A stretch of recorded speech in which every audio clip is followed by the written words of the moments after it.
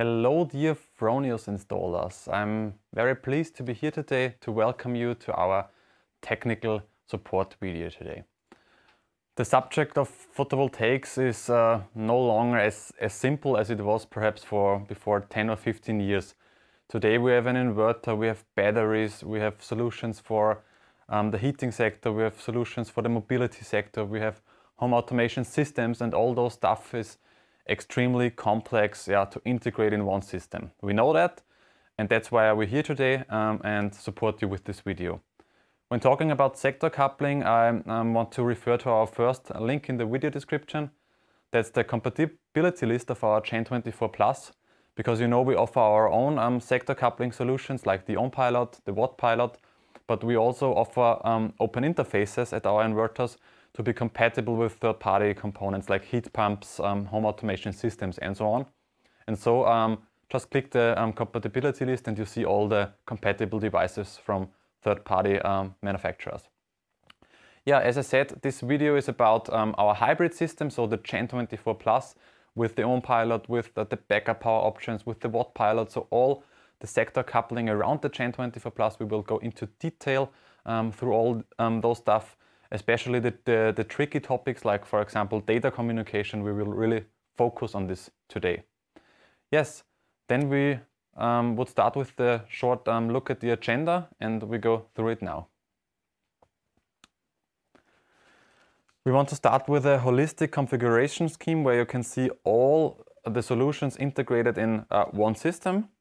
Then I will hand over to my colleague Christoph Schierlinger. He will start with the storage solution, so GEN24 Plus with the BYD and the smart meter. Then we go over to the backup power solutions for our GEN24 Plus inverter, the PV point and the full backup. Then we go on with the solutions for the heating sector, so the Ohmpilot with GEN24 Plus and smart meter. And we will end the video with the e-mobility solution, so the Wattpilot and the smart meter. And really the final two topics would be then the Solar.web, so the most important topics like where you can find the serial number, the updates and all those stuff. And last but not least, the Solar.SOS, so how can we provide you with the best service from Fronius. Yes, then I would directly jump into the first topic, and that's the the configuration scheme, the holistic overview of this. You can see here the GEN24 Plus with a DC coupled battery storage with BYD, of course. And what's very important are the data communication between all the components. You can see here the Wattpilot, the Ohmpilot, the smart meter, and there are a lot of different communication lines between or data communication between those components. We have Modbus, we have the Solar API, we have Wi-Fi and so on. And what's very, very important is, for example, also the AC coupling of an existing PV system. For example, you can AC couple another old inverter or an inverter from another manufacturer, or for example a wind turbine or so. That's also very important. You can AC couple these sources into the system and also charge the battery with it. And there is no data communication necessary. So you can do it just from the AC side. That's very simple. Yes, you also have two backup variants, the PV point and the full backup, but my colleague will go into detail in these topics later on. So then I would say we directly start with the first topic with our storage solution, the GEN24 Plus with the BYD and the smart meter. Hello and welcome. So my name is Christoph Schierlinger. I am from Team Trainings and Education. So Leo already introduced myself, and I want to head straight into the configuration with you guys now. And the first thing we want to take a look on is the configuration with the GEN24 Plus device together with a Fronius smart meter and the BYD battery. So let's head on straight into a slide for that. So as we can see here on this slide, a very important thing also is, of course, the data communication. So this is what I really want to focus on this slide here. And I first of all want to start with the components that we have listed here. For example, from left we start with the Fronius smart meter TS. That's our new version here. It's a 65 amp three-phase smart meter, as we can see, and this is connected via Modbus RTU data communication to our Gen24 Plus device.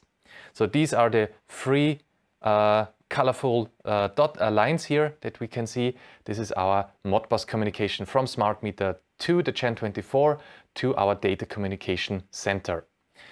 And on the far right, we can see the BYD battery. In our case, we speak of a premium HVM battery, which we can see later on in detail.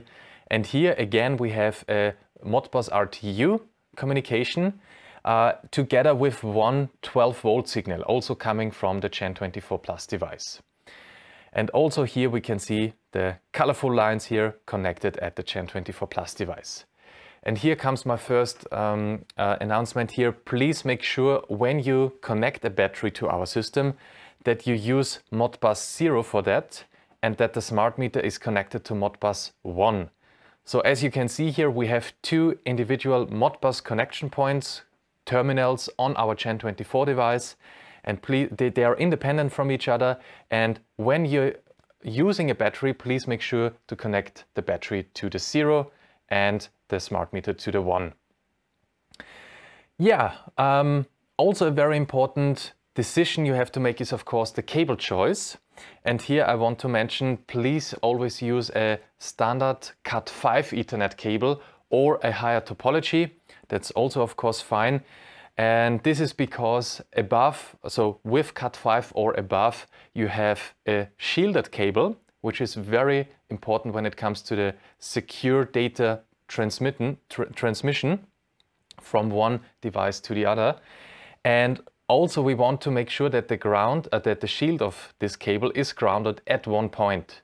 So as we can see here, we put a grounding on our shield on the Gen24 Plus device.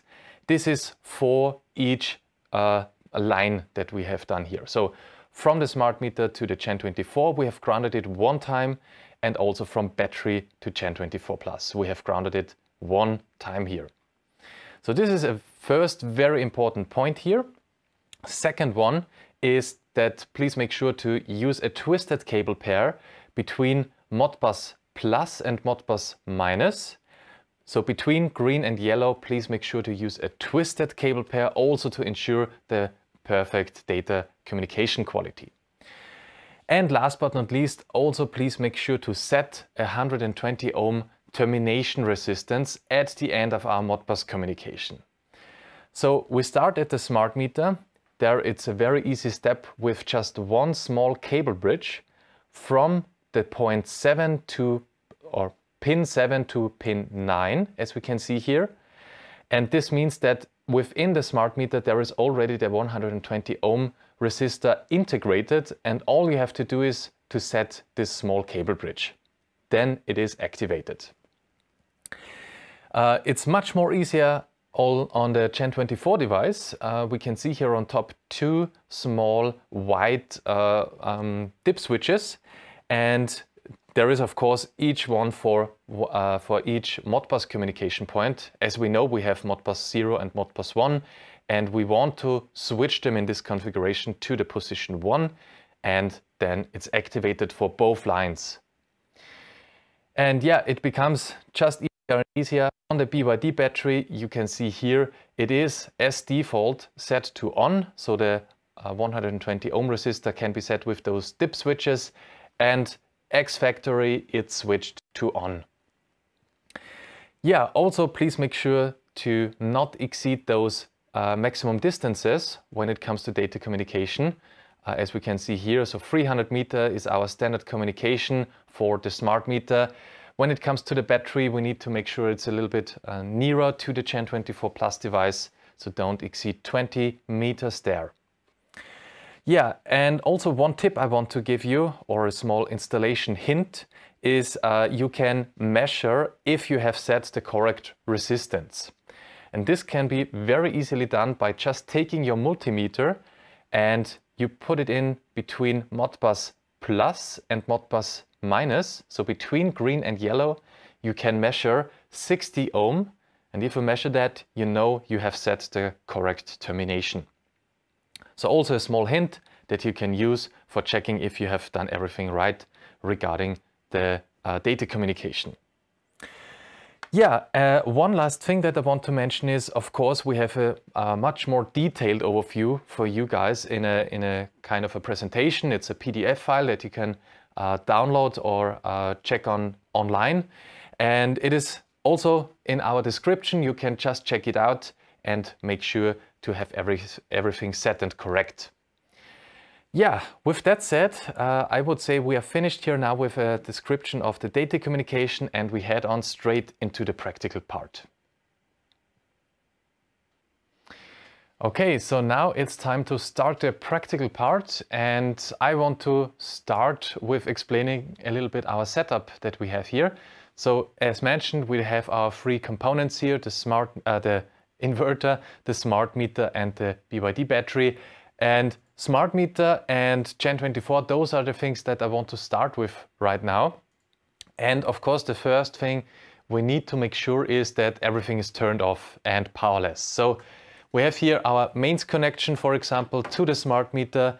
And as we can see, the inverter is not even plugged in here on the AC side right now, and it's even turned off as well. That's the first thing we need to make sure. And also on the DC side, we want to switch it off. We want to turn off the inverter, and then when we really are sure that everything is turned off, we can start by opening the actual front cover. So then we come to our second cover here. Again, we have 5 quick lock screws. So you see it's a very fast concept, and you can get into the inverter. So as we can see here right now in detail, we have here the connection area. We can see the DC side, the communication unit and the AC side of the inverter. And what we want to do is right now to start with the cabling of the DC side. As we can see, we already can see two cables here connected to the DC side of the inverter, and this is PV plus 1 and PV minus 1. So the DC generator is the PV generator is already connected, and it's now time to connect the battery. So we have here those black underlaid BAT1 and BAT minus symbols here, and we just cable through, insert and close. Same on the minus side. And that's actually it for the cabling. Don't forget to also use the strain relief. So we tighten those 2 screws here so that we cannot pull out the cables by accident as well. And that's it for the DC area. So that's our connection that we need to do here. And we head on straight into the second topic here with the data communication. First of all, to the smart meter. And as you can see from the bottom here, I already put in a data communication cable, so Modbus RTU. We have a special cable gland for that, inlet. And so that's what we want to start with. We want to pull this cable a little bit further through. And then we can see also 3 orange plugs on our inverter here. And the middle one is the actual Modbus communication. And if we followed our instructions before in the slide, we can already see here Modbus 0, Modbus 1. So this is the connection we want to use. And so we know there are 2 Modbus connections, and we want to use Modbus 1 for the smart meter. And we have our pins here, our cables. Also, we can see here the grounding cable. The shield is also grounded here, and we put that on shield then later on.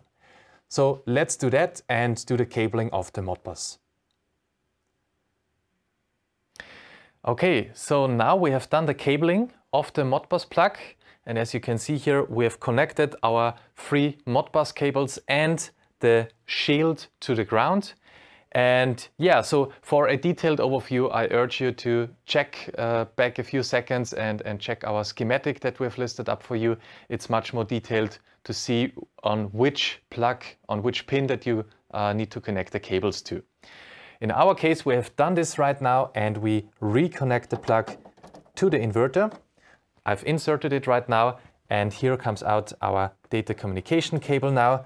And now it's time to configure or to connect the smart meter to it. Before we do that, I quickly want to point out another very important topic, which is the conduits. So please always make sure to wire the DC cables, the AC cables, and also the Modbus cable in different conduits, just to have another safety measurement as well. Yeah, okay, so now I turn around quickly and we can switch on our detailed camera here where we have the smart meter in focus. So this is our next step here, and as we can see, we have wired the AC cables to our plugs here, our safety plugs on top. This is going to the grid, and from the bottom we are then able to connect our inverter in one of the next steps and our loads. But first of all, we need to make sure that the data communication is ready. And therefore, I quickly go down here. Therefore, we open first of all this small cover here at the bottom. And then we can see our pin connections where we then connect our Modbus cables. We can also see this small plastic strip which makes sure that we can't touch our AC cable connection here. So very important, this comes with the product, is in the packaging, and please don't forget to put that in as well on both sides here. Yeah, so in our next step we want to configure our cabling, and we want to do that by connecting the pins 8, 9 and 10 to our 3 Modbus lines, and then we also have on pin 7 our 120 ohm resistor, which we then connect, if we recall it correctly, to our data communication. So this is our little cable bridge which ensures us that the 120 ohm resistor is enabled. So let's do that in the next step. Okay, so now we have our finished, we have our cabling finished. Our smart meter is now connected via Modbus. We can see here now our 3 lines and also a small cable bridge, which indicates that our 120 ohm resistance is set. And the last thing we need to do now is to set this small, plastic cover here on top, so that's all safe and sound. We can also see the 3 phases and neutral and grounding from the inverter connected here. Of course, it's off, still off power. That's why we can't see any values here on the smart meter. And yeah, so that's it for the smart meter cabling. And what we have done now is we cabled our smart meter to our GEN24 Plus device to the Modbus 1 connection, remember that. And now it's time for us to connect the battery to our GEN24. And this is done then via Modbus 0 connection point on our GEN24 communication unit. So let's do that in the next step and connect our battery to the GEN24 device. Okay, so now we have done the cabling correctly at the GEN24 Plus device. We have connected the smart meter and now also the data communication cable coming from the BYD battery. Like we can see here, we're coming in from the data communication cable gland, and it is connected to Modbus 0, as we know. The battery is connected to Modbus 0. We have also connected the shield to the grounding up there here on the plug. And yeah, now it's time for me to shift over to our battery. And yeah, now we are talking about the direct connection at the battery. As we can see here, we have opened up the device on the side. So that's very easy to do with 5 screws here. And yeah, we have just opened this here like this so that you can see it. And what we want to start with is always, of course, the grounding cable with a small cable shoe here. So this is put on here with a small washer and a nut. So I'm just hand tightening it right now. And afterwards, after I've done the cabling here on camera, we of course come back and do it with a torque wrench. And yeah, next thing to do would be the DC connection on the battery. We've done it already on the GEN24. Now it's time to do it on the battery. And we have again here those push-in spring clamps. And we connect, for example, here just the DC plus cable, very fast connection, and also the minus cable. Close it again, and that's that. Our DC cabling is done. And last thing to do would be our data communication. So we can see here our 4 cables coming from the Gen24 device, 3 cables for the Modbus RTU, and 1 12-volt signal that we've already connected. And on the battery, we can see up top here a small connection terminal. You can put it out like this with those 2 small levers at each side, and I've put it just up here for you to see it a little bit better. And now it's time for us to connect it to the cables. Okay, now, so we have done the correct installation now of all the cablings necessary to do in the battery, also the data communication. So we can see it is connected to the plug, and the plug sits right back within the battery in the management unit here on top. So everything is fine. We can also check once again if the 120 ohm resistor is set correctly. Those are these 3 dip switches that we have talked about earlier. They are set to on X factory, but just for you to see where you can check if it is set correctly. Yeah, so that's all the cabling done now. Of course, before we switch on the device, we now would have to close the battery. That's our next step. And then we come to the correct switching order of switching the components on. And this is done via the battery, first of all. And the battery has opposite the connection area here at the front, at the back side, there is a main switch. And here, of course, we want to set it to on.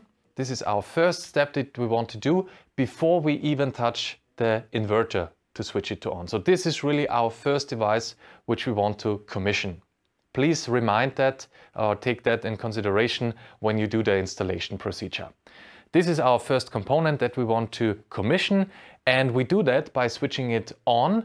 And when we switch it to on with the main switch, also the main access point comes online. He goes live for several hours, and we can connect then via a BYD app that we show in the next step. And also a little hint, if you have problems, for example, during the commissioning that the Gen24 device can't find the battery, just an example, if that happens, you have the possibility to press this button on the side of the BYD battery several seconds until the LED light doesn't flash anymore, until it goes off, and then it's a reset that you have done now. So this would be one option if you have problems with the communication between those components. Yeah, so as I mentioned, we have turned it on right now, and now the access point is opened, and our next step would be the commissioning app of BYD then. Okay, so we have done now the full installation of the battery. As we can see, we have put the lid back on of the battery, so the cover is on. And also we can see the battery is blinking with the status LED. That's because we have put the main switch to the on position already, and the battery is fired up. And as we have mentioned, the Wi-Fi access point is now running, and for a few hours now, and within this time period we are now turning our attention to the B-Connect app of BYD for the full commissioning process. Okay, so now we can see our screen of the mobile phone where we have downloaded the B-Connect app, and this is what we want to start with right now. So by clicking on the button, we are opening the app itself, and of course the first thing we need to do is we go to the Wi-Fi settings and turn them on, and then the device is of course searching for open access points, and here it's automatically finding the BYD access point, and we are connecting to it already. Coming back to the app, it's quickly downloading the latest firmware, and it's giving us a quick notice if we want to configure the system, and we click yes, we want to do that. And yeah, we can already see our 4-step commissioning process. First of all, we want to start with time and date. We can quickly check if that's still valid. So we are okay with that, and click on next. Here we are at the inverter setting. Of course, there is only one correct option, and this is called Fronius for the inverter. Next up is the system, and here we have to tell the battery management unit of the battery if there is a HVM or an HVS tower. And you can also see by selecting HVM or HVS that down below it has 1 or 2 white stripes at the battery module. On every battery module you can see this on the side of the battery, and 2 means HVM, 2 stripes, and 1 stripe means HVS battery. So please don't mix that, of course. We have different voltage levels here. And yeah, in our case we have HVM, and we have 4 of them, 4 modules per tower. This is what we want to select here. And yes, that's it for the system step. And the last step would be then the application that we are in. If we open the drop-down menu, we can see off-grid, on-grid and backup, what we can configure here. So on-grid mode would be for an installation where we don't have any backup solutions installed. And backup is, of course, when we really want to realize a backup solution for the customer. And this is also what we want to do. Therefore, we select backup. And for the phases, we speak about the 3-phase SIMO Gen24 Plus device. So therefore, we are also having a 3-phase backup system. Yeah, after that, via a quick next click button, we are coming to an overview of our settings that we have done, of our configuration. We can quickly check if it's correct. We also need to set here the configuration was done according to BYD battery box configuration. So it's correctly done also according to their manual. And last but not least, we click on next and come to the interface of the app again. So now it's already telling us, okay, the battery system is successfully configured. That's of course a good sign. And clicking OK, we now are at the web interface of the already configured battery. So like we can see here, cell voltages, current, temperature, SOC levels, and so on. So if there is ever any need for you to check the values of the battery itself, you can log in with this app and directly come to this page here. So yeah, that's it for the configuration of the BYD with the B-Connect app. And now it's time to configure the Fronius inverter. Okay, so now that we are finished with our first commissioning process of the BYD battery, we can also do a visual checking on the BYD, and that's by checking the LED on the side of the battery. This status LED is not longer blinking anymore, it's permanent light. And this is telling us that the configuration is done and also that the access point has closed already. So first step is done, and now it's time to configure and commission our inverter, the Fronius Gen24 Plus device.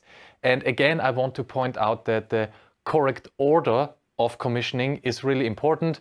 Please always start with the battery and then go on to the inverter. So in our case, as you can see, it's not powered up already, but we want to do that right now. I'm turning on the AC side of this device, and we can already see that something is happening down below here with the LEDs. There is a startup process happening right now, and now we can also turn on the DC side of the inverter.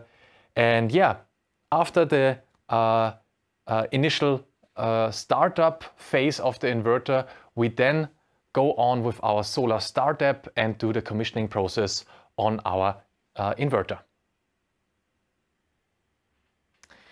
Okay, so now I want to show you how to open the access point for us in order to be able to connect with the app.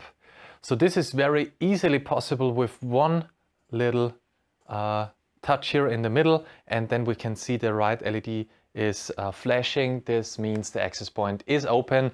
And now we can go straight into our mobile phone screenshot here. So here we have the screen recording of our mobile phone, and we can see in the left corner here the Solar Start app. We click on that and open the app. And yeah, first things first, it's telling us to turn on the Wi-Fi. Yes, we will do that in the next step here. And we want to start our installation actually first. Yeah, we select here the Gen24, the first slide here. The second one would be for snap inverter, for example. Yeah, and a second up, it's asking us to do an update or to download the newest firmware for the update for the device.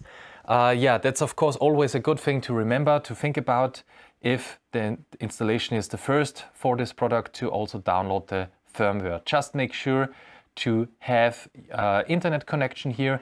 Then you can press this button and it will automatically search for the newest firmware for this device and will download it on your mobile phone. And then the second step would be to start the update within the commissioning process. In our case, we've already done that, and we can click on Skip Update Process. And we start now with the actual commissioning process by going to the Wi-Fi settings and turning them on. And actually the device is searching now for the open access point, and in the meantime we can already go back because it's automatically searching. We don't have to do it manually. And it's now bringing up all the available access points. And we just search for the correct serial number here. So in our case 979 is the device behind me, and we can click on that.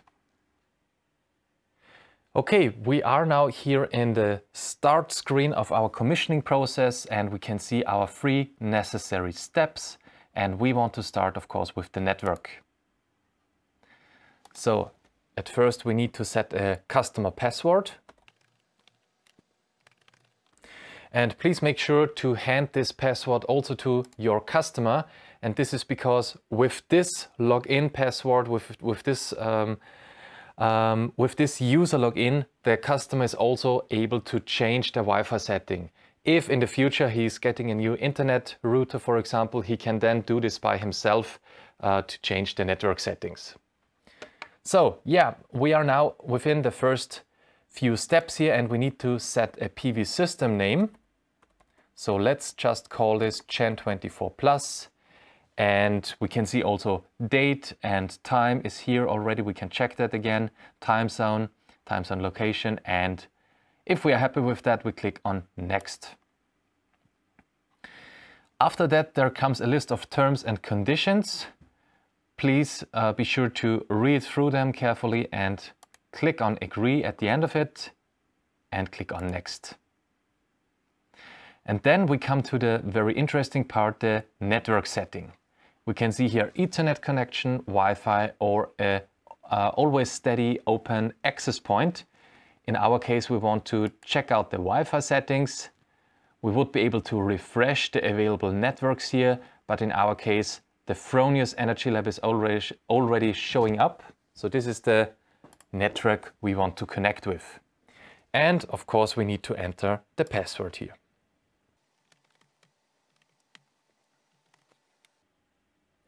Okay, if we have entered it correctly, we can click on connect. Okay, now we are at the home screen again, and we can see a green check mark next to network, which means we have done it correctly. We have an established internet connection. So we now proceed with the second step here, the product settings. And here we type in a second password, that's for the technician. And please remember, the technician password is only for you as installer, as technician.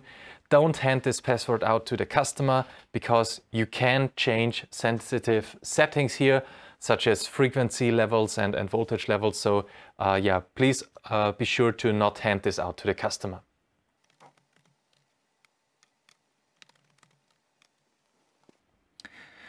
Okay, after we entered the password, or after we set the password, we come here to the first pages here. Again, a few already known steps here, the name, the system name, time zone and date and so on. And then further down below we can already see some very interesting country setups. And for example, we would be able to select here the country we want to install that our system should run to. So for example, if you are not really sure which country you want to select here and it's not listed here, then you can of course always select, for example, 50 Hertz. This is for all those countries out there who are not having their own systems. And then also on grid code we can select here international 50 Hertz. This is kind of a standard setup here for all those regions out there. Yeah, after that we can click on next. So here we can add components, so there are no entries yet, of course, but with a click on the plus section we can enter a PV generator. So there is nothing connected to the second MPP tracker, that's why I switch it off here. But the first one we have connected, and we just tell the inverter the size in watt peak which is connected here, the nominal power. And we can click on add. Additionally, we can also select a power meter here, the Fronius smart meter, as we can see here. Fronius smart meter via Modbus connected, and a very important step is the application. Where is the position of the smart meter, of this primary smart meter? And usually we always want to set it at the grid connection point. There would be also a load branch possible to select here, but please, however you do the installation, make sure to set this correspondingly. So if you have it on the grid connection point, always set here also grid connection point. Also the Modbus address is highlighting here, number 1, which is always the preferred Modbus address for our primary smart meter. Yeah, and then we can click on add. And last but not least, we always want to select our battery. So down here we can also see a battery. We can see here the type. There is only one type currently which can be selected, a BYD Premium. And also it would be able for you to change the SOC limits of the battery. We leave this here on auto, and also you can select or deselect here if you want to allow battery charging from other generators in the home network or allow battery charging from public grid. So more on that is also available in a white paper that you can find in the description of the video. Yeah, we clicked on enter here and all of our components are now listed, and now we can click on next. Yeah, so next things would be functions and IOs. So in our case, we would be able to set up the backup power and load management settings here. So right now we only want to connect the battery to the Fronius inverter. Our next step would be then emergency power, but right now we leave them to off and click on next. Last but not least would be the export limitation. If you would have to set something, you could put this to on and set your desired limit for the entire system. In our case, we are happy like it is and click on next. Yeah, and just like that, we already see a second check here on the second step for product. And now it's time for our third setting, the Solar.web. And for this, it already tells us to go to the network connection. We need to do that first, and then we can click on this button and jump right into the Solar.web connection. So right now for our training here for our video, we don't want to go into detail on that because we also have another Solar.web part at the end of our presentation here. It is really a fast forward step. You would just there is just a need for you to enter the customer's email address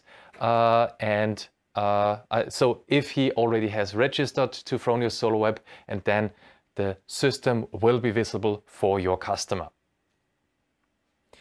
Okay, as you can see here, we now have also checked our third step, the Solar.web, account. And we can click on Finish now, the finish of our commissioning wizard. And if we do that, we jump straight into the web interface of our already commissioned inverter. So we can already see the energy flow here. It's already telling us the current values. And yeah, so that's it for the first commissioning part of the inverter. And now we take a look into the backup scenarios that we can do with our Fronius hybrid inverters. Okay, so now as promised, we will start with our first backup solution, and this is with our Gen24 Plus devices, the so-called PV point. So the PV point is an optional backup power solution which can be used if the customer wants to use it. So this is an actual single phase outlet on our Gen24 Plus device directly beside the AC connection of the inverter. So at the bottom picture we can see it probably a little bit. So here would be our PV point connection, single phase, where we can configure our PV point. So, and very important, also the PV point is only supplied during blackout solutions. So during on-grid solution, it is not powered up, really just for emergency power.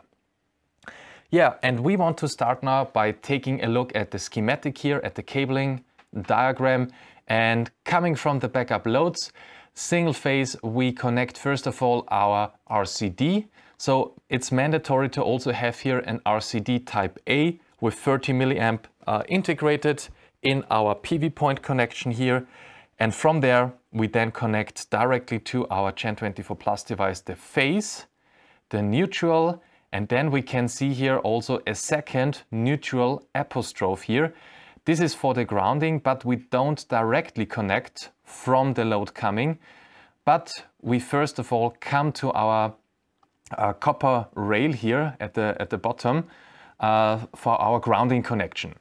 So from the PV point coming, we connect first of all to the grounding terminal, and from the grounding terminal we then use a small wire to go up to the PV point. So it's a little bit better explained here at the bottom. Here we can see coming from the PV point, we directly go to the copper rail, and from there with a small cable section we then go to the actual PV point.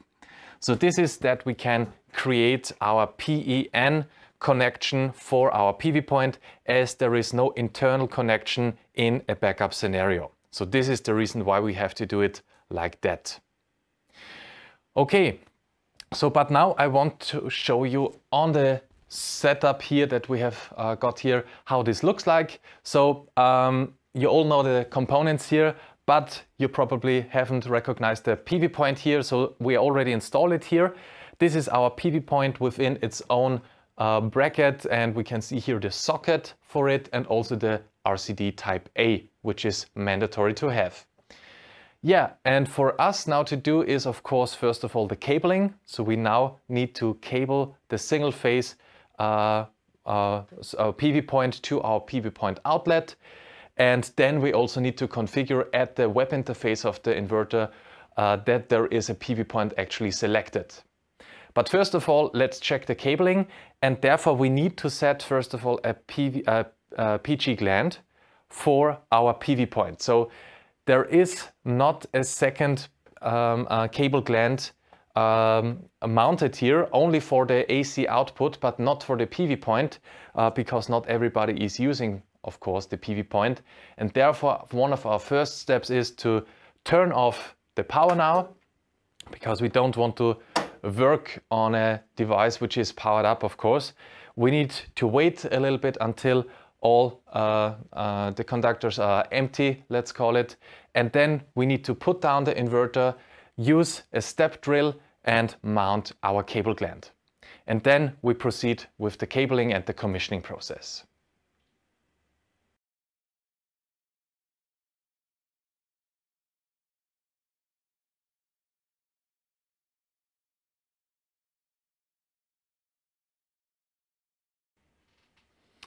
So we have mastered now our cable gland for our PV point, And yeah, next step is of course to pull the cable through from our PV point. And I quickly want to switch here to the detailed camera here so you can see we're coming in from our PV point. And first things first, we need of course to connect our grounding cable here at the copper rail as mentioned in the slide before. This is our first step. Then we have such a short grounding cable, which we then insert also here on this copper rail. We connect it here. Please also make sure to use the correct torque at these screw terminals here, as they are the only one where we don't have any spring clamps. And then the other end of this cable goes into the PV point. And the rest is exactly the same for our phase and neutral. So like this one here, neutral, phase, we click and the installation is done. So PV point is connected. Last thing to do is now to connect again with our web interface of the Gen24 Plus inverter and do the correct settings there. So this is our final step now. Okay, so now that we are finished with our cabling on the PV point, we are back again in the web interface of the inverter. So we connected via Wi-Fi again to this inverter, and we can see the overview, the current power, the energy flows. And what we want to do now is we want to set our PV point here. So from our overview page, we go to device configuration in the very top here on the left-hand side. And then the second topic here is called functions and IOs. This may already sound or look familiar with the installation or the commissioning process of the inverter. And yeah, first point here is the backup power, which we want to enable. And then by opening this drop-down menu, we can see what modes we can choose from. So at this topic here, we can select between none at all, so off, or full backup, or PV point. So in our case, of course, we want to select the PV point. We would be able to change the nominal voltage here out of the PV point. And because we also have a battery configured here, we would be able to set the SOC warning level and the reserve capacity. So after our final settings that we have done here, we can click on Save. Don't forget that step. And yeah, settings have been saved successfully. So we are able to return to our overview page. And that's it for the PV point. So from the first backup option from the PV point, we are coming now to the second option available for our products, the so-called full backup method. So with the full backup, we would be able to power supply the whole household if we want, single or three phase, depending on the type of system that we have. And this would be possible with our, for example, with our partner here, with NVTech. They are building boxes for switchover parties which are necessary for switchover components, which are necessary to have at the feed-in point. And all those necessary components, switching components and so on, are put in those boxes of NVTech. And only thing for us to do is we need to configure it, we need to connect it to our system, and then we would be ready to go. So this is what we show later on in the practical part as well. And I quickly want to point out that there is a whole terminal on the NVTech box, which is called X5. And this terminal block is wholly dedicated for our communication system. So we can see already familiar colors and numbers here. So this would be our Modbus communication to Fronius, because as you see in this picture possibly, there is already a Fronius smart meter integrated, and therefore we have here our Modbus communication. Again, twisted pair of cable here. We need to ground the shield and also turn on the 120 ohm resistor. So this is one part, and then there are of course feedback contacts for our relays and switching components, which can be connected at the bottom here. So this will be our configuration guide later on when we do the practical part live on camera. But enough of the picture showing for now. I want to show you another slide before we go into practical, and this is this overview here for PV point and full backup. And these two tables show us what are the maximum power that we can supply for PV point systems and for full backup systems. And as you can see here, I want to focus here now on the Primo devices for you guys here, as it's more common internationally seen.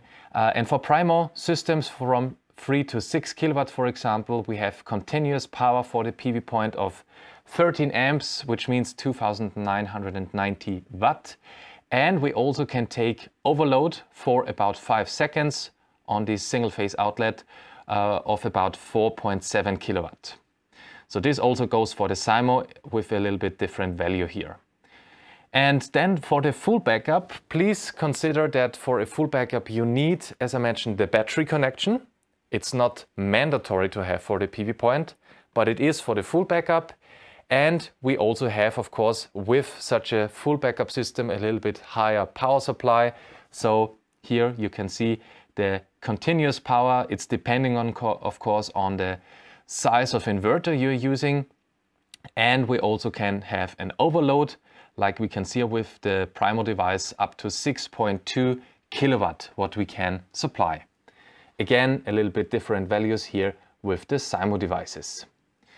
So yeah, that's it for now. And now we head on straight into the practical part. Okay, so now from our theoretical slides that we have just seen, we step on into the practical part and we take a look how the cabling looks like.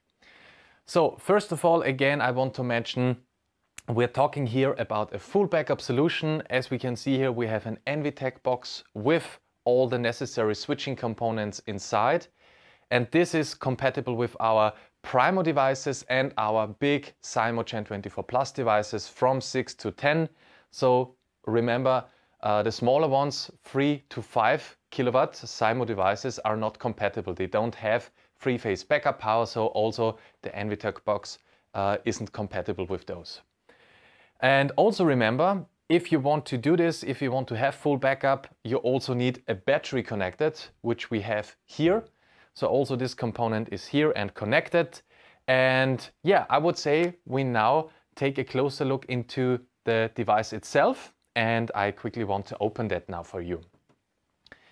So as you probably saw on the bigger screen right now, all the connections that we can see down here were pulled out by us and can be seen then in the background here later on with the actual plugs here. So also this makes it a little bit more easier for you to follow, hopefully. But I quickly want to mention what's going on here. So we opened this cover here to show to you that there are different connection possibilities. For example, there is the possibility for the customer to decide whether he wants to use all of his loads in his system also during backup. This would be then X3, or if he also has some loads which shouldn't be supplied in backup. This can, of course, be if there is a big pump, something like this with huge power demand when starting up. And usually you don't want that within backup, so you put it outside of your circle here. And also we can see here a connection of the inverter, for example, and further to the right we also can see something called X5. And hopefully you remember that from the screen we just saw on the laptop. And this is our the Modbus communication, and also our feedback contacts from our switching components are connected here. We also mentioned that the smart meter is built inside of this box. This is here. We have a RCD, for example. We also have our big breakers here. So everything that needs to be inside such a box is integrated. And yeah, now let's take a more holistic view then. We quickly close that. And hopefully you see right now, okay, this is our connection that we have pulled out from the bottom here. So to make it a little bit more feasible for you, understandable for you. And we already know those 4 components. This is our Modbus connection and also the 12-volt signal for the battery. So this already happened in the steps before. If you're interested in the battery connection, jump back a few seconds. And also we can see here the load. As we can see here, we have pulled all of our loads which we want to supply in backup to one system, and all of them are supplied then in case of a blackout. And last thing for us to do is to connect our backup cables. So not the backup cables, the feedback contacts from our switching components. And this is in our case very easy to do. We remember it from our schematic from before. We have input 0, IO 0, sorry, input 6 and input 7.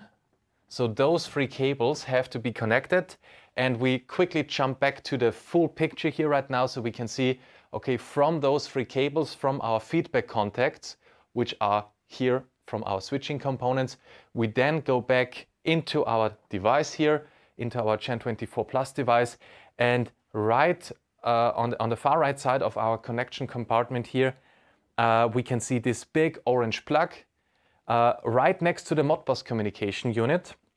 And this one is then used for our 3 lines here coming from the NVTech box. So here we have our in and outputs that we need for that system. So yeah, that's everything that we have to do.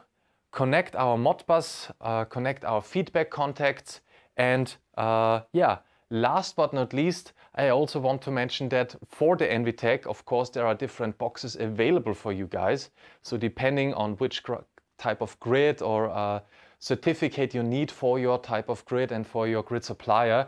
So please check out a link in the description, which leads you directly to NVTech and their homepage.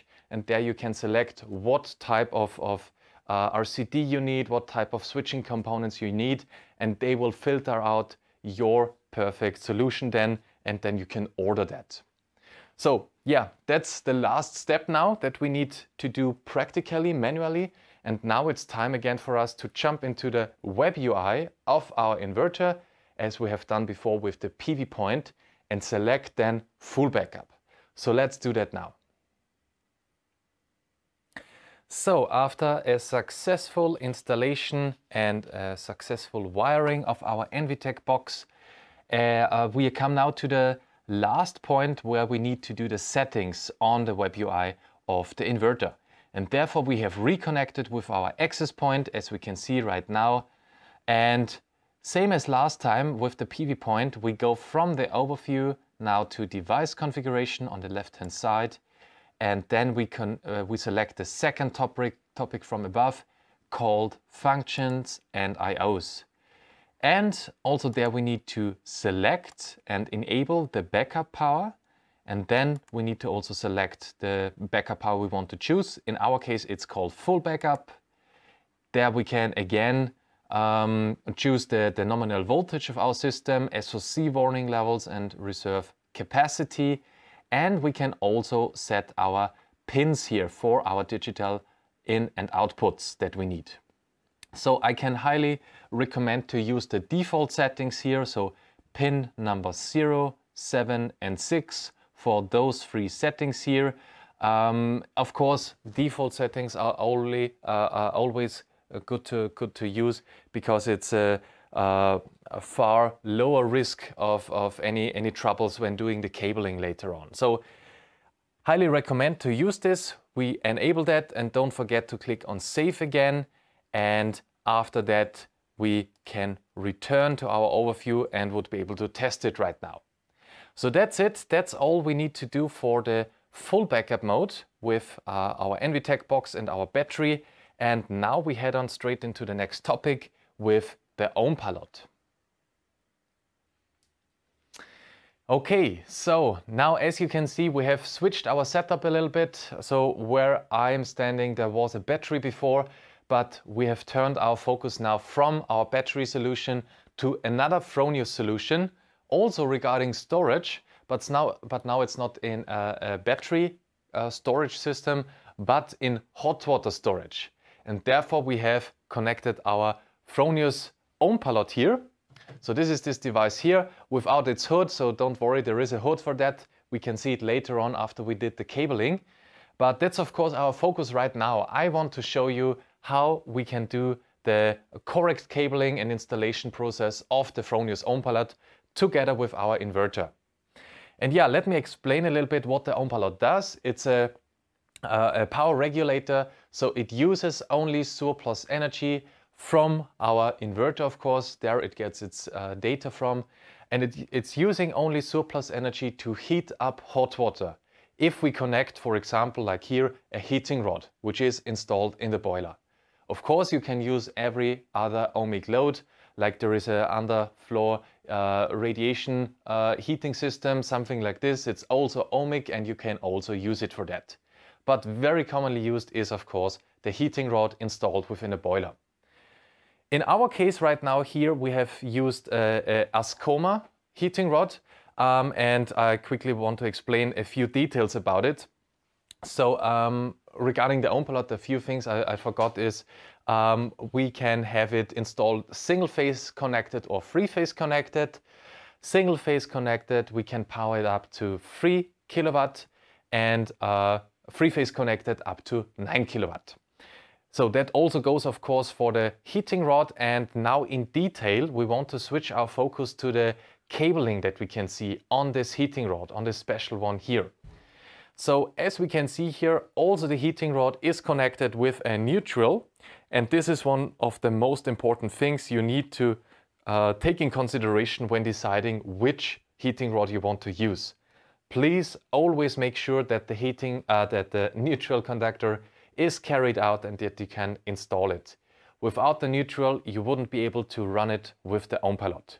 Very important step, please take that in mind. Also, please make sure that the heating rod is in star connection topology, so that we can also run it in perfect manner. And also very commonly used on such heating rods is a manual temperature sensor here, which we can turn up or down. Very commonly used and perfectly fine for our system here. Only thing you need to watch out for are active electronic sensors, something like this. Don't use heating rods with those inside, because they would get destroyed with our PWM signal getting out from the Ohmpilot. So we wouldn't be compatible with those. Yeah, and as we are already on our detail camera right now, let's switch our focus to the Ohmpilot itself. So like we can see here now, this is opened, and we can see at the bottom left here, this would be our AC connection for our Ohmpilot. As I mentioned, single phase or three phase, in our case, three phase for our three phase heating rod. And then on the far right, we can see output phase 1, 2 and 3, which are connected currently to our Ascoma heating rod. Turning our focus a little bit upwards, we can see here our, let's call it, brain of the Ohmpilot, because there also is sitting our data communication center. And there is actually three possibilities how we can connect the Ohmpilot to our system. It would be possible to connect it via LAN or Wi-Fi to the same network that the inverter is running on. Or we would also be able to run it on the Modbus line. So like here down below, we can see our three plugs, our three connection points for Modbus RTU.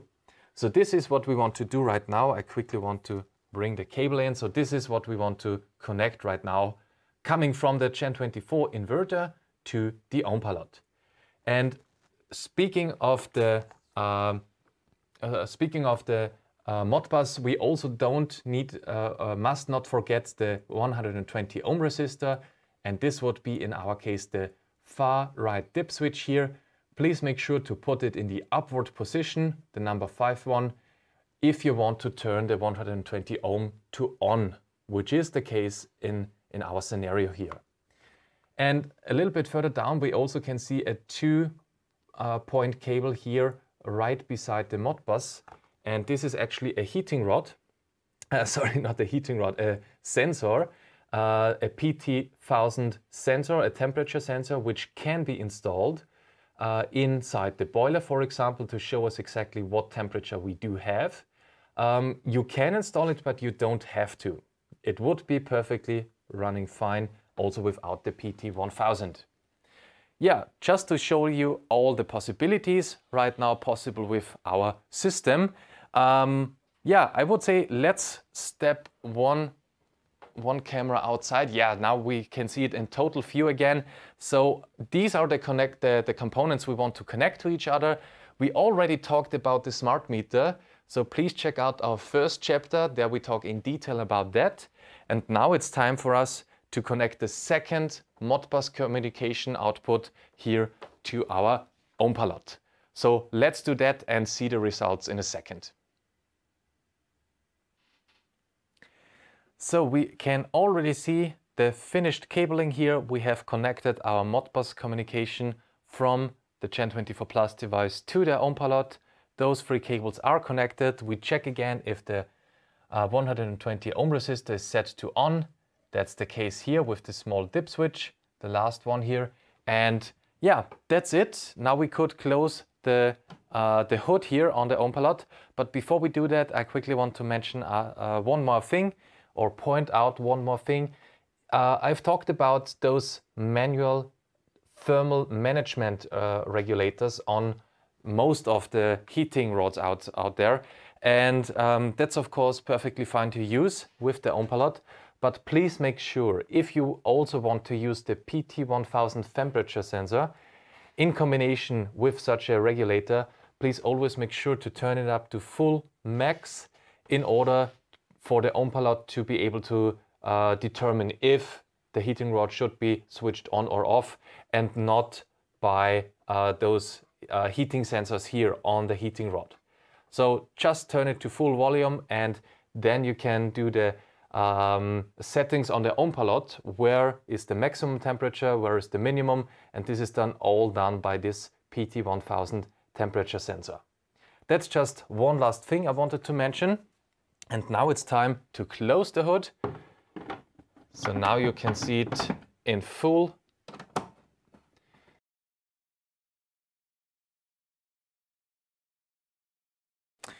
And that's it for our installation for so far. So what's up next is we turn on the power and supply it, and then we do the last steps of the commissioning within the web interface.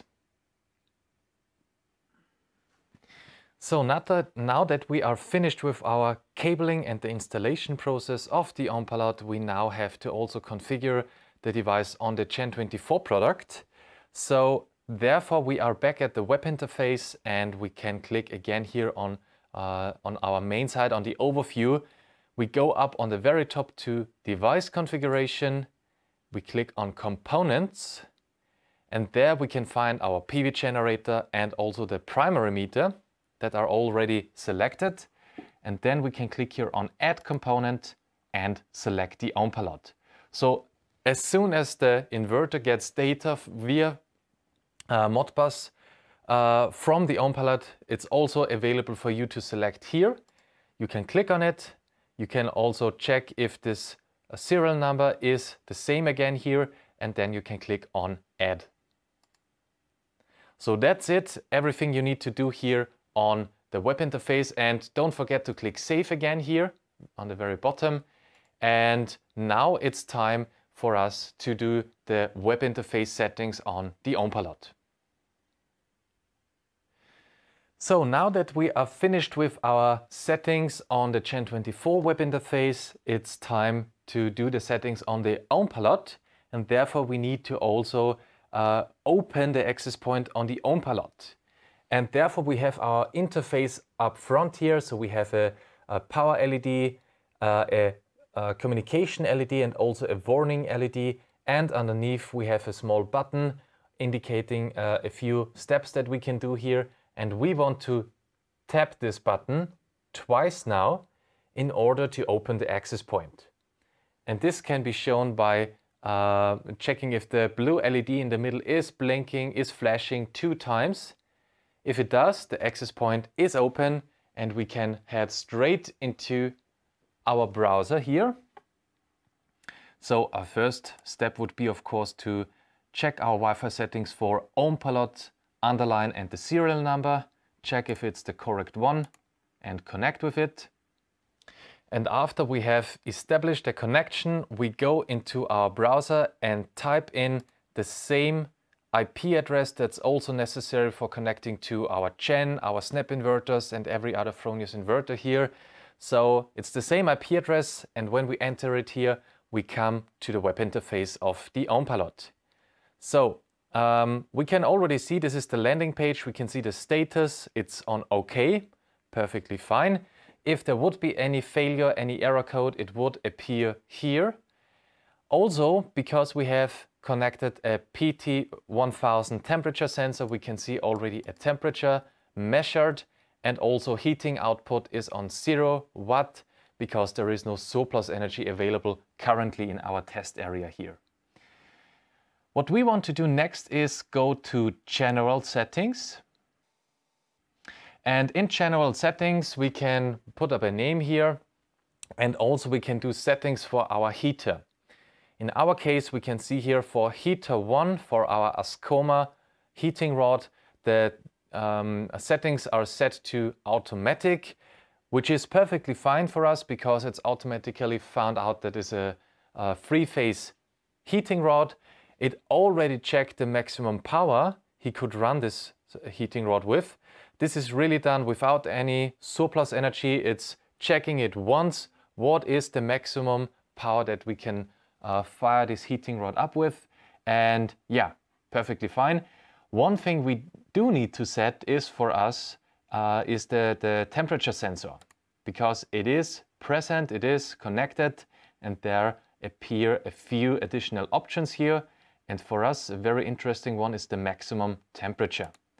So this is the exact same setting that I was talking before. We don't need our manual temperature sensor on the heating rod to do anything. So we just turn it up to maximum and do our necessary settings here on the Ohmpilot. So the Ohmpilot regulates and says, okay, above 60 degrees, we don't want to heat anymore. That's our maximum. So yeah, all the settings are done now. Don't forget to click Save again. And yeah, after then, we are ready to go. The Ohmpilot is now ready to fire up your hot water system. So now we are coming to another Fronius solution, and now we're talking about the charging possibility of e-mobility. And herefore I want to start with a quick overview with a schematic here again, and we can see the important components here highlighted. We see the GEN24 Plus device, we can see a smart meter, also necessary when it comes to surplus charging, and the star of the show here is now the Fronius Wattpilot, our charging solution. And yeah, you just have to follow the lines here. So this is very easily and quickly installed within the system here in the consumption path. And while we have a Modbus RTU connection between GEN24 Plus and smart meter, as was already explained in chapter 1 of this video, there is a difference in the Wattpilot because here we now have no need for a wired data communication. It is automatically searching for the GEN24 Plus device if we connect it to the same home network. So this is what we want to do. And of course, it comes in quite handy if we have far distances and low signal quality in the garage, for example, to install a Wi-Fi repeater. So this comes in very handy. Think about that if you have further distances within your system, or if the garage or the carport is a little bit further away from the house. Yeah, so that's it for the general explanation. And now I want to show you exact that schematic here also in live, in practice here now. So we have installed, we know already the GEN24 device. We see the smart meter here necessary for surplus charging. And we can also see the Wattpilot configured here. So very easily connected via a CEE plug, and also very important components are showcased here at the bottom. The most important would be the smart meter, that's for sure, but also highlighted in the manual is the circuit breaker. We also have the RCD type A 30 milliamp, and please take that in mind when doing the installation. It's also showcased in the manual that we need those two components within the connection point of the Wattpilot here. Also, when we're talking about the installation, please make sure that when wiring to this CE plug, use bigger than 4 square millimeter cables for this connection point here. Yeah, so that's it for the necessary installations and the necessary components. Now it's time to power up the devices, and I do that here. And first thing we see is, of course, the LEDs are flashing, and we see very colorful lights appearing here around the Wattpilot.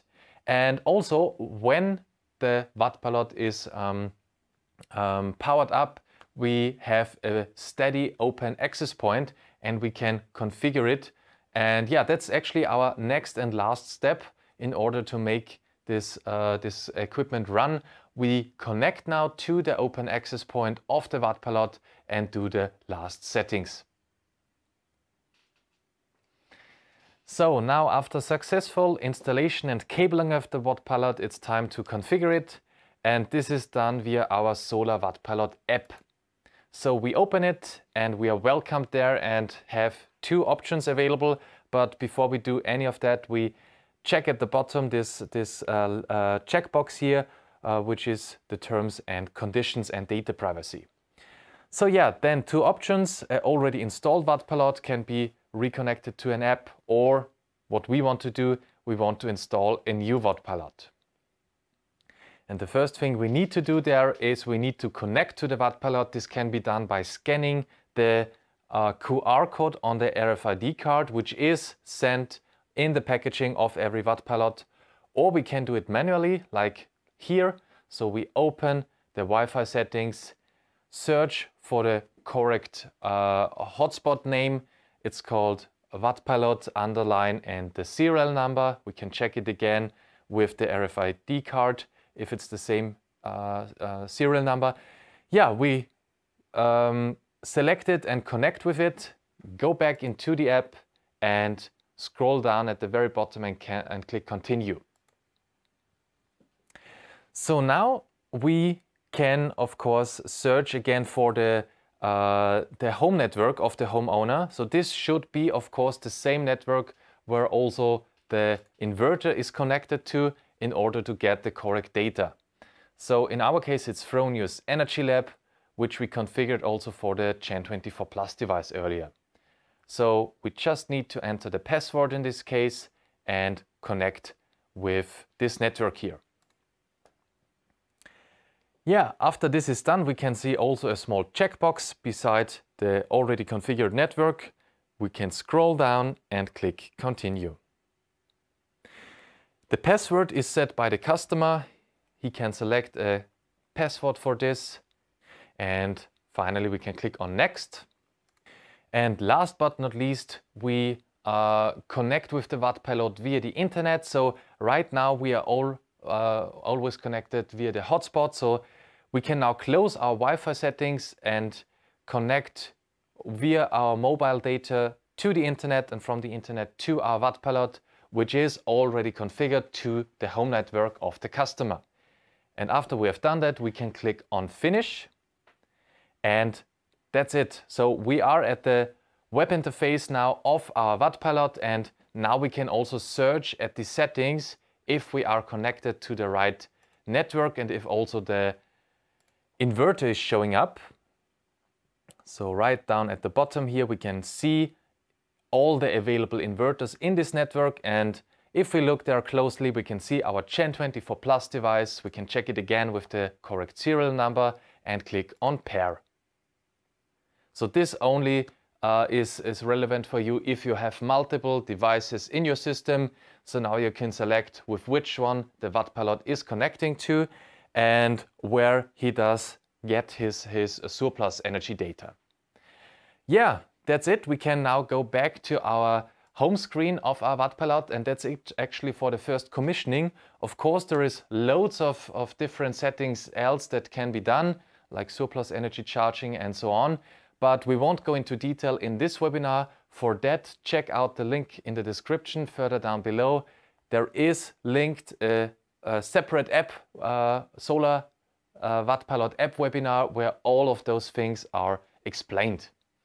So yeah, that's it for now, and we go to the next topic. Yeah, hello again from my end here. Leo speaking, and I will show you now our Solar.web monitoring platform. We get many questions like how is the product registration done? How can I add 2 different inverters in one system and monitor them? How can I do the updates? Where can I find the serial number, and so on? So those questions I want to answer today. What you can see here is my Solar.web account with all the systems I have added. If you want to add a new PV system, just click on the plus here. That's very simple. Give a name for the system and add the device, for example Gen24 or Toro. Add the serial number and the week code and fill in the contact data below here, and then the system is added. I will not do this today because we have already registered systems, and I want to show it like this way today. The first question is, where can I find the product registration? It's here on the top right corner. That's very important because you can extend the warranty here. So please just use this button and fill in the required data, again the serial number and the week code of the Gen24, for example, and then the product is registered. Very, very simple. We have another videos, just click the links in the video description here. Yeah, the topics analysis and energy balance I want to skip today because this is very simple. We have a lot of Solar.web webinars where we explained our energy balance in detail. So I want to really skip these topics and go into the more tricky ones, and that's the settings. There you can find the profile of the PV system with all the currency values, CO2 values. You can let them set by default as they are, so no worries, just let it like they are. Very important are the components. In this chapter you can find the data source of the inverter. So in this case it's a SIMO hybrid, so there is a data manager with the data source ID, and there you can find the updates. Just click on the update and then it's downloading the latest software version. That's very important to always have the latest version here. Then you can find the other components in the system. So for example, the energy meter, the Ohmpilot here, and down below, that's the inverter. So as I said, a SIMO hybrid. There you can find the serial number, very important, and for example, the watt peak that is installed on this MPP tracker here. Yes, another important chapter are the permissions. Permissions are very important if you want to give the permissions to your customer. For example, you are the system owner now as an installer and you want to hand over the system to the customer, then you can give him different right categories, for example, guest or supervisor. We always suggest to give your customer the supervisor permission, then he or she can do all the settings as well. Yes. The service messages are also very important. Always keep an eye on this chapter. Of course, you can activate the blackout detection here and the interval of the service messages. That's also very important that you have the latest information about the status codes and error codes and so on. And last but not least, you can change the owner, of course. So when you, for example, want to hand over the whole system to the customer, then you can change the owner settings here. What I forgot, one very important thing in the end here is to add another data source. For example, if you want to add a Gen24 to an existing snap inverter system, when, for example, the snap inverter is already installed, like you can see it here, just click on Add. The data source type would be Gen24 or Toro. It's the same data source here in this case. and then just add the serial number and the verification code, click on OK, and then the Gen24 is added to this existing snap inverter system, and you can monitor them in one system. That's very simple and easy. Yeah, that's the more tricky parts of Solar.web. In the end, very easy. And now we continue with our Fronius Solar.SOS. Last but not least, we would like to recommend our Fronius Solar.SOS service tool. You've all probably spent a few minutes in the queue at our support hotline, and with SOS you save yourself time and money. You can create the case directly with the serial number of the inverter and get help immediately. These cases via SOS are also prioritized at Fronius. That's very important. In addition, SOS offers other great features, such for example an overview of operating instructions, videos, etc. For a detailed virtual tour of the tool, we have included a separate webinar in the video description, as well as the link in the tool itself. Yeah, I hope we were able to bring you one step closer to our products and solutions with today's video, and that you will continue to tune in. Have a great day, guys. Goodbye. See you.